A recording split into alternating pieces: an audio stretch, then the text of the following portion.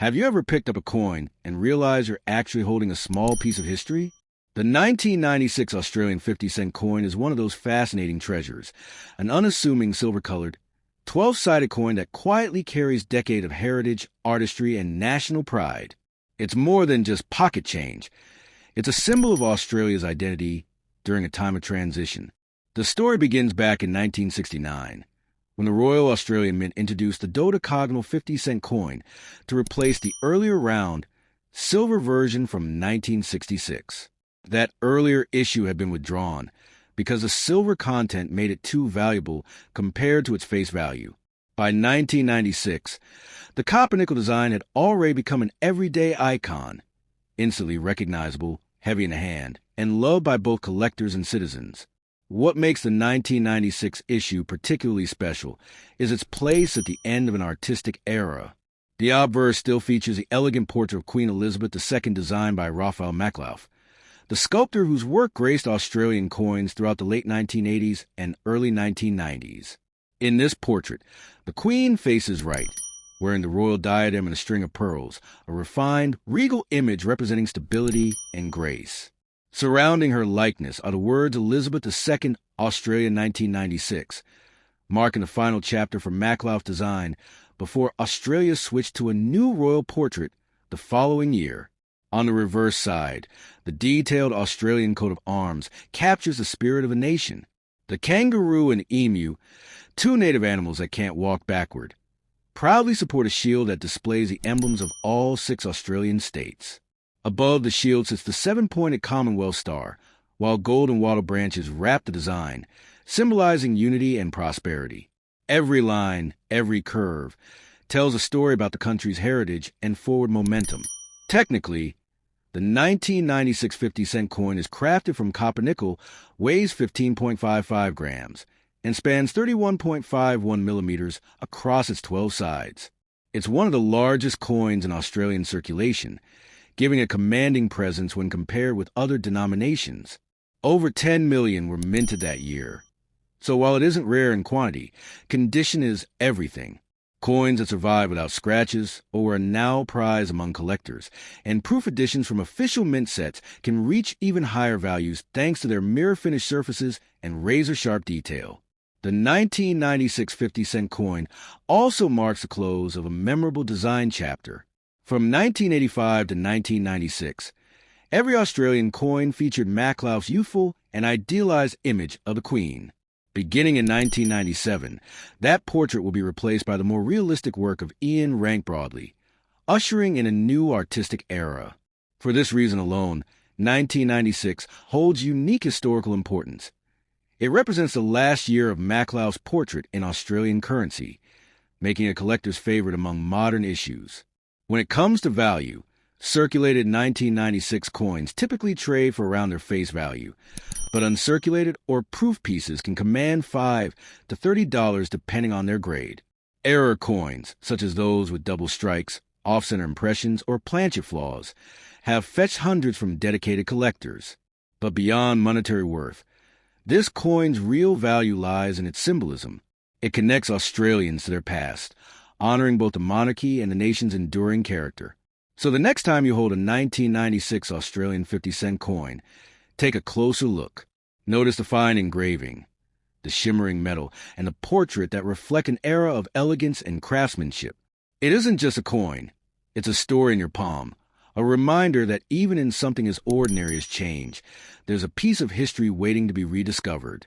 If the 1996 Australian 50-cent coin marked the end of an era, then the 1997 issue proudly opened the next chapter in the nation's coinage story. While at first glance it looks nearly identical to the previous year's coin, a closer inspection reveals a major artistic and symbolic shift. A new portrait of Queen Elizabeth II that quietly redefined how Australia presented its monarch to the world. The year 1997 introduced a portrait sculpted by Ian Rank Broadley, a British artist whose goal was to portray the Queen with realism and dignity rather than youthful idealism. His design replaced Raphael Maklauf's smoother, idealized image, which had appeared on Australian coins for more than a decade. In Rank Broadley's version, the Queen's face is more mature and lifelike, with fine detail in her hair and features that reflect both age and strength. This made the 1997 50-cent coin instantly notable. It became the first Australian issue to carry this new portrait, symbolizing the evolution of both art and nation. Look closely at the obverse.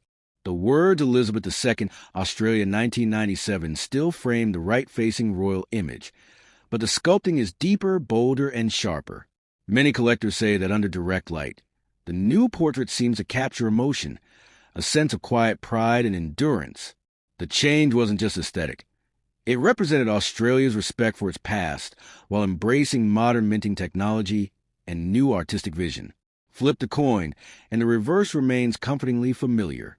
The Australian coat of arms, designed by Stuart Devlin, continues to symbolize unity and progress. The kangaroo and emu support the central shield, surrounded by intricate floral designs and the 7-pointed Commonwealth star above. Every element of this design is a celebration of national pride.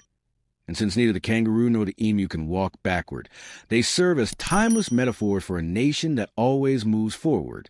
Technically, the 1997 50-cent coin retained the same specifications: 15.55 grams of copper nickel, 31.51 millimeters across, and its signature 12-sided shape.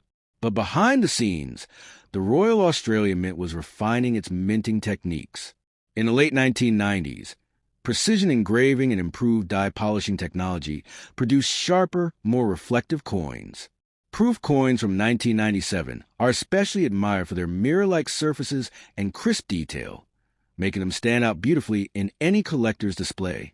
For collectors, 1997 was a year of transition.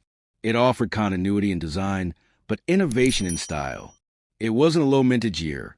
Millions of coins entered circulation, but its first appearance of the Rank Broadley portrait gives it lasting significance.